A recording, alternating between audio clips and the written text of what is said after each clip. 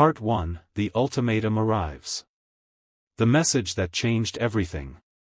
The red lights flashed across the command center as General Marcus Steele walked through the metal corridors of Earth Defense Command. His heavy boots echoed against the polished floor while sirens wailed in the distance. Every screen in the facility showed the same warning message: incoming priority transmission from deep space.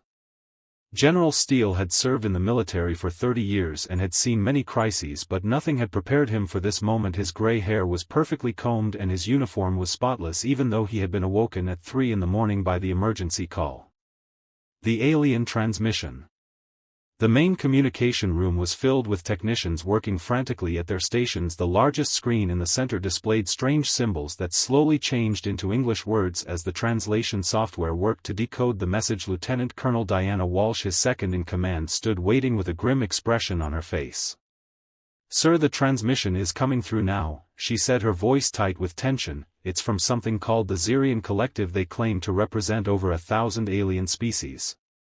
The screen flickered and suddenly showed the face of an alien being unlike anything humans had ever seen. Its skin was dark purple with silver markings across its forehead. 6 eyes arranged in 2 rows stared directly at the camera, and when it spoke its voice was deep and cold.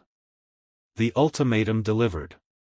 "People of Earth," the alien began, "I am High Executor Zorath of the Xerian Collective. Your species has been observed for the past 50 years. We have watched you develop weapons, destroy your environment, and spread across your solar system like a plague."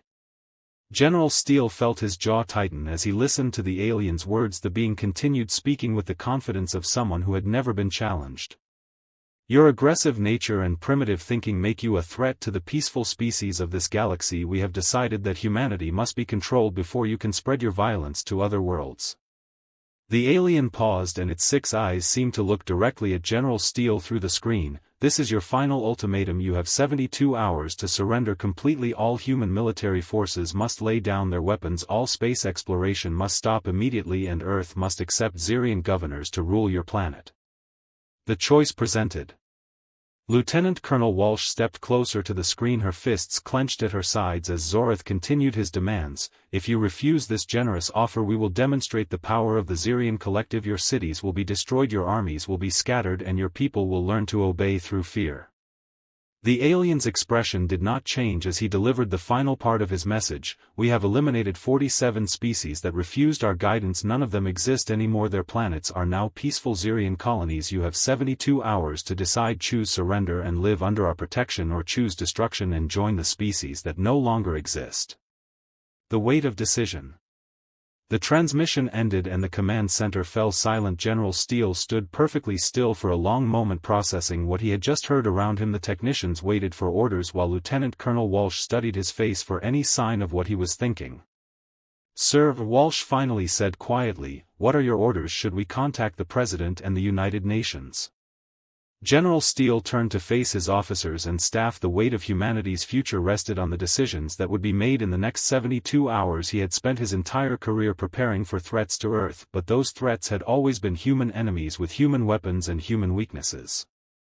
"Get me a secure line to the President," he said, his voice steady and calm, "and contact all Allied military commanders. We need an emergency session of the Global Defense Council within 6 hours.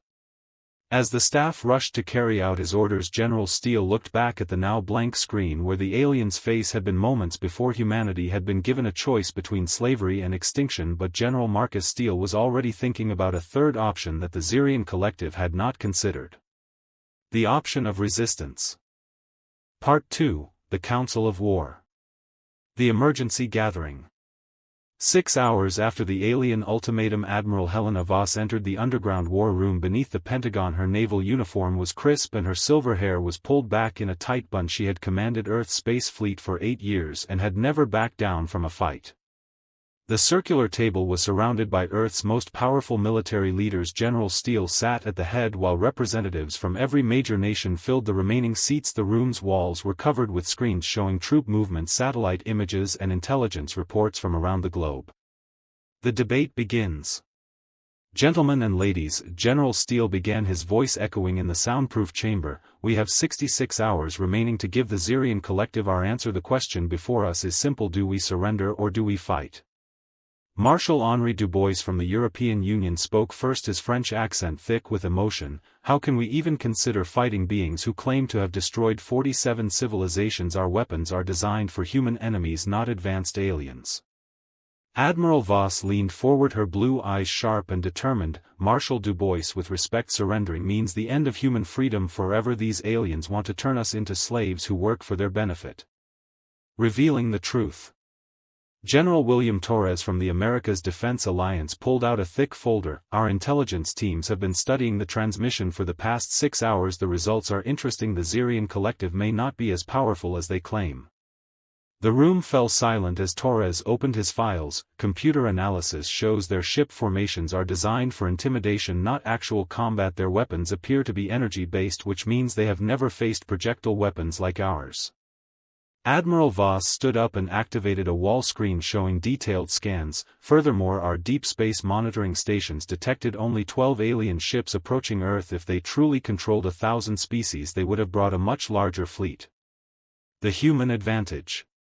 Colonel Benjamin Wright from the African Continental Guard spoke up. What advantages do we actually have against these aliens? We're comparing human technology to beings who travel between stars. Admiral Voss smiled grimly as she changed the display. Colonel, we have several advantages the aliens don't know about. First, our manufacturing capabilities. They assume we're a primitive species, but we can produce weapons and ships faster than any civilization in galactic history. She clicked to the next image. Second, our military doctrine. Every human military trains for total war against equals. The aliens have only fought species that surrendered quickly. They have no experience with prolonged resistance. The secret preparations.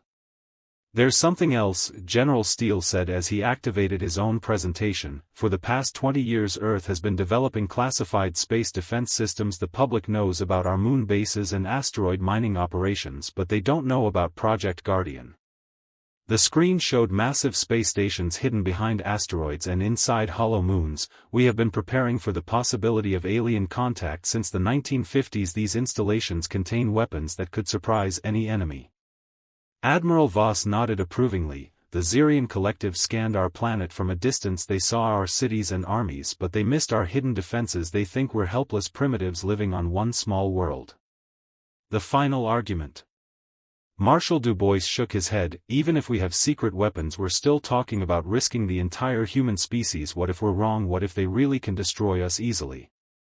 Admiral Voss walked around the table, her voice growing stronger with each word. Marshal, what kind of life would our children have under alien rule? They would grow up as servants, never knowing freedom, never reaching for the stars, never being truly human. She stopped behind her chair and gripped its back. I would rather die fighting as a free human than live 1,000 years as an alien's pet. Our ancestors didn't surrender to tyrants, and neither should we. The vote taken. General Steele looked around the table at each face. The decision must be unanimous. If we choose to fight, every nation, every military force must be committed. There can be no hesitation, no second thoughts. One by one each military leader voted. Admiral Voss was not surprised when every single person chose resistance over surrender. Humanity had always been stubborn when faced with impossible odds. Then it's decided, General Steele announced. We reject the Xerian ultimatum and prepare for war. Admiral Voss, I want you to contact Ambassador Kane immediately. He needs to deliver our response to the aliens. As the meeting ended, Admiral Voss felt a mixture of pride and fear. Humanity was about to face its greatest challenge, but she believed in her species' ability to surprise their enemies. The aliens expected surrender, but they were about to discover that humans had never learned how to quit. Part 3: The Human Response. Journey to the Stars.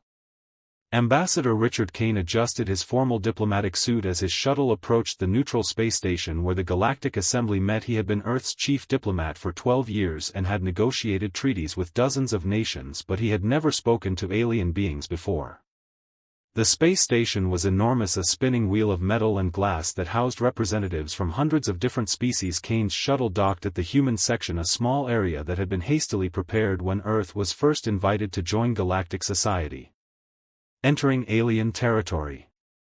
The corridors of the station were filled with beings that Kane had only seen in classified files. Tall insectoid creatures walked alongside floating jellyfish-like entities while reptilian humanoids discussed trade agreements in clicking languages. The air smelled of ozone and unfamiliar chemicals. Kane walked steadily toward the main assembly hall, his briefcase containing humanity's official response to the Xerian ultimatum. Two security officers flanked him, both wearing dress uniforms and carrying ceremonial weapons that were actually fully functional sidearms. The Assembly Hall. The Galactic Assembly Hall was a massive amphitheater with thousands of seats arranged in concentric circles around a central speaking platform. Representatives from every major species sat in their designated sections while holographic translators floated above each group. Ambassador Kane took his place at the small human section, which consisted of only 3 chairs. The nearest aliens were the peaceful herbivorous creatures called the Morvani, who had always been friendly to humans. Their large eyes watched Kane with what seemed like sympathy. The Xerian delegation. High Executor Zoreth stood at the center of the hall, his purple skin gleaming under the bright lights. 6 other Xerian officials flanked him, each wearing elaborate robes that marked their high rank in the collective. Their silver markings seemed to pulse with their heartbeats. Fellow members of the Galactic Assembly, Zoreth announced, his voice amplified throughout the hall, we gather today to witness the surrender of the human species. The primitives of Earth have had 72 hours to consider our generous offer. Murmurs rippled through the assembled aliens. Many species had faced similar ultimatums from the Xerian collective, and all had eventually submitted rather than face destruction. The moment of truth. Zoreth gestured toward the human section with one of his 4 arms. Ambassador Kane will now deliver Earth's formal acceptance of Xerian guidance and protection. The human military will lay down their weapons and accept our rule. Ambassador Kane stood slowly and walked toward the central platform. Every eye in the hall focused on him as he climbed the steps. The weight of his briefcase seemed to grow heavier with each step. He reached the podium and looked out at the thousands of alien faces. Some seemed curious, others appeared bored, a few looked sympathetic, as if they remembered their own species' moment of surrender. The shocking declaration. High Executor Zoreth, members of the Galactic Assembly, Kane began, his voice clear and strong, I bring the official response of the United Nations of Earth and all human governments to the Xerian ultimatum. He opened his briefcase and removed a single sheet of paper. The hall fell completely silent as every being waited to hear humanity surrender. After careful consideration of your demands, Kane continued, the human species respectfully declines your offer of protection and guidance. We reject your ultimatum completely. Gasps and clicking sounds erupted throughout the hall. Zoreth's 6 eyes widened in shock while other alien delegates turned to each other in disbelief. No species had ever refused the Xerian collective's final ultimatum. The defiant speech. Ambassador Kane raised his voice above the chaos. Humanity chooses to remain free and independent. We will not surrender our weapons, we will not accept alien governors, and we will not abandon our right to explore the galaxy. Zoreth stepped forward, his purple skin now showing darker patches of anger. Ambassador, you do not understand the consequences of this decision. The Xerian collective has the power to eliminate your entire species. Kane looked directly at the alien commander. High Executor, we understand the risks, but freedom is worth more than safety. We would rather die as free humans than live as your slaves. The gallery's reaction. The assembly hall erupted in chaos. Some aliens cheered quietly, impressed by human courage. Others looked terrified, knowing what the Xerian collective did to species that refused their rule. The Morvani delegate near Kane's section covered his eyes with his tentacles. Zoreth's voice boomed over the noise, then you have chosen extinction. Ambassador Kane, your species will learn too late that defiance brings only death. The Xerian fleet will demonstrate our power within days. The final words. Ambassador Kane gathered his papers and prepared to leave the podium, but he turned back for one final statement. High Executor, you have studied humanity for 50 years, but you have missed our most important characteristic. The hall quieted as aliens strained to hear his words. We have never learned how to quit. When someone tells us we cannot do something, we find a way to do it anyway. You offer us the choice between slavery and death, but humans always find a third option. As Kane walked back to his seat, the alien delegates sat in stunned silence. Humanity had just declared war against the most powerful force in the galaxy, and their ambassador had delivered the message with calm confidence. The Xerian collective had expected easy submission, but instead they faced something they had never encountered before, a species that preferred death to surrender. Part 4. Preparation for War. Mobilizing the Hidden Forces. Colonel James Hunter stood in the command center of Facility Black Mountain, a secret installation buried 3 miles beneath the Colorado Rockies. For 15 years he had led Earth's most classified military unit, the Special Operations Research Division, preparing for threats that most people believed were science fiction. Red emergency lights bathed the underground complex as Hunter's team activated protocols that had been planned for decades. Massive steel doors opened, revealing warehouses filled with experimental weapons and prototype spacecraft that the public had never seen. The secret arsenal. Colonel, the Guardian satellites are coming online, reported Major Patricia Scott, his chief of operations. All 24 stations are responding and their weapon systems are charging. Hunter nodded as he watched the tactical displays show hidden installations throughout the solar system. Excellent, Major. What's the status of the Mars defense grid? Fully operational, sir. The mining colonies were actually weapon platforms disguised as civilian operations. We have 48 missile launchers ready to fire and 36 automated defense drones. Revealing the truth. Hunter walked through the facility's main corridor past laboratories where scientists worked frantically to prepare humanity's secret weapons. For decades the world's governments had publicly spent money on space exploration and asteroid mining, but the real purpose had been military preparation. Dr. Reynolds, Hunter called to a woman in a white lab coat, how many ships can we deploy? Dr. Carla Reynolds looked up from her computer screens. Colonel, we have 230 combat spacecraft ready for immediate launch. They're stored in hollowed-out asteroids throughout the belt.